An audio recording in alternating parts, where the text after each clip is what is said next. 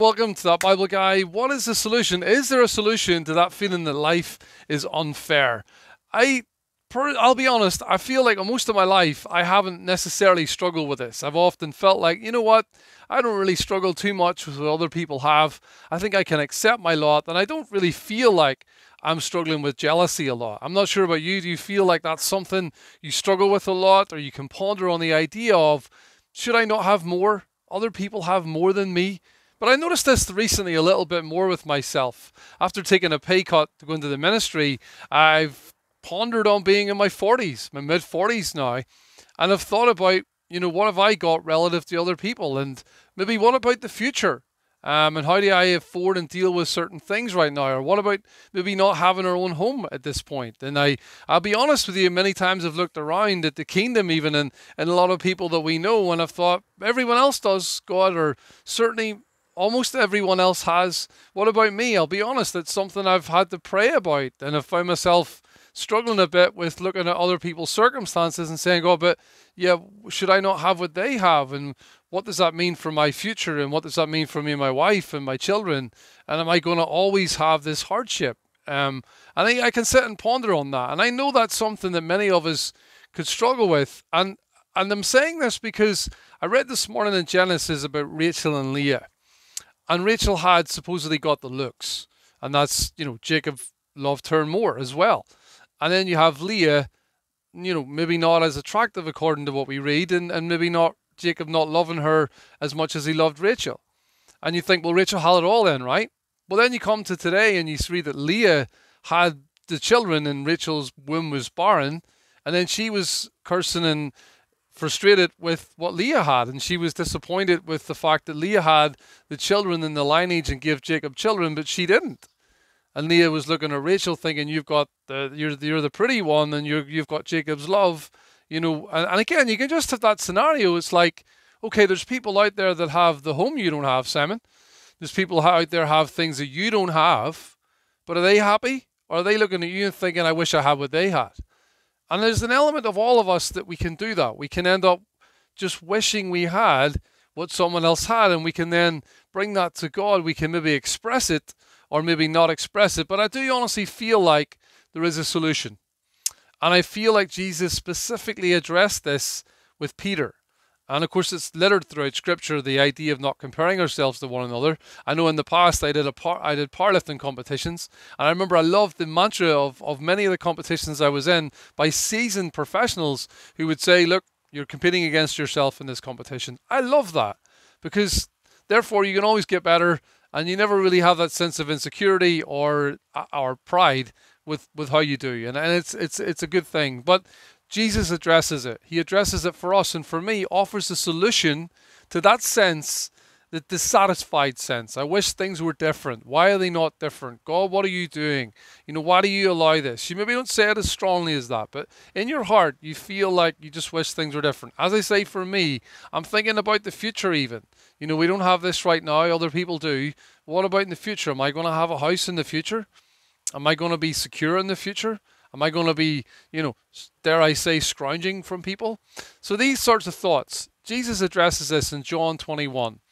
And he talks to Peter, he says, feed my lambs, feed my lambs. And he keeps asking Simon, do you love me? Simon, do you love me? He uses the same Simon again here instead of Peter, but do you love me? Do you love me? And then he goes on and says, to him later on, yes, I love you and I'll do all things for you. And he said, feed my sheep. I tell you the truth. And he goes on to predict the death that Peter would die, how he would be martyred. And Peter maybe got some insight into this was his death that Jesus was talking about.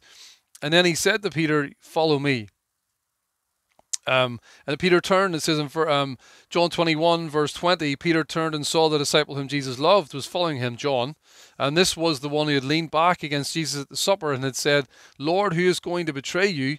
When Peter saw him, he asked, Lord, what about him? So Peter looked over at John and says, you're talking to me now, Jesus. Well, what about John? What about him? Is he going to die? Is he going to have a nasty end?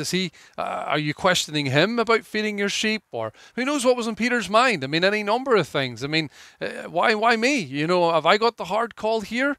And I'm no doubt you would be in that position yourself if you were the leader of the apostles at this moment, or you're one of that group and you're singled out by Jesus who asked you questions. And then you're thinking, well, but what about everyone else? I mean, surely it's only fair if we all have a nasty end or have hardship to deal with, or we have this responsible role. You know, he maybe started thinking, oh, maybe I wish I'd have stayed where I was. But maybe not. But Jesus deals with it. Jesus answers him. And what a great opportunity to find out what the King of the universe thinks about how you feel in that moment after being told and predicted what's going to happen to you, but also being given your calling about what you need to do. And Jesus answered him. And the answer for all of us lies in this, I believe. It says, if I want him to remain alive until I return, what is that to you? So there's the first thing. There's two things to say about it. The first thing is, if I want to leave him alone, it says, remain alive until I return. Again, not that that's likely to happen, obviously. But if I want him to remain alive and not die the way you are going to, what is that to you? You know, I may have a plan if I want him to. So in other words, Jesus may have a plan. And of course we know he does, of an individual plan for each and every one of us. And we have to accept this idea that if so many circumstances are different from us, well, Jesus is almost saying to us, and I've repeated this in my head even today, is like, well, what is that to you? You know, if I want to give them a bigger house than you, what is that to you? If I bless them with this job, what is that to you? If I bless them with this inheritance, what is that to you? If I've given them this role and not you at this point, you know, what is that to you? If I want to do this, so it's believing there, though, that Jesus has a plan for him. It's God's plan. It's not random and arbitrary. God actually has a plan. And he says, if I want to remain alive until I come, what is that to you? And then here's the second bit. You must follow me. Look, forget about other people. Forget about where they're at. Forget about what you don't have relative to them. And forget about what you've got relative to them. You must follow me. And I love the way he puts it here. He says, you know, not you follow me. He's like, you must follow me. All you need to worry about, all you need to concentrate on, Peter, is following me. Surely this is a solution for us to that feeling of life's unfair. If I would operate better, if I had better circumstances, if I had the blessings they had, if I had the skills or health or whatever it is. It's so hard not to go down this road, this envious, jealous road that can burn subtly in our hearts about where we're at, and then we develop attitudes towards God.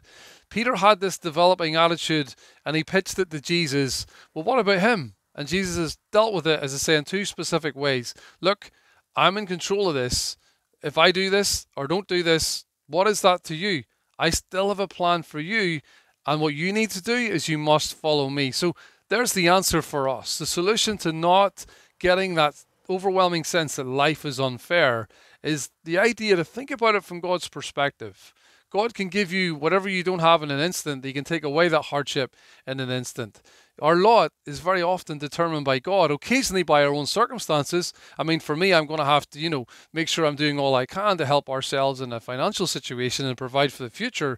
But I also need to trust in God that if I'm doing all I can, that he's in control of the circumstances. But the key thing for me, the key thing for all of us in this situation is we must follow him. In trust that he's working things out, we must follow him. So hopefully we can meditate on that today, wherever we are with this idea of life's just not the way I want it to be. It's just not fair. I want it to be different.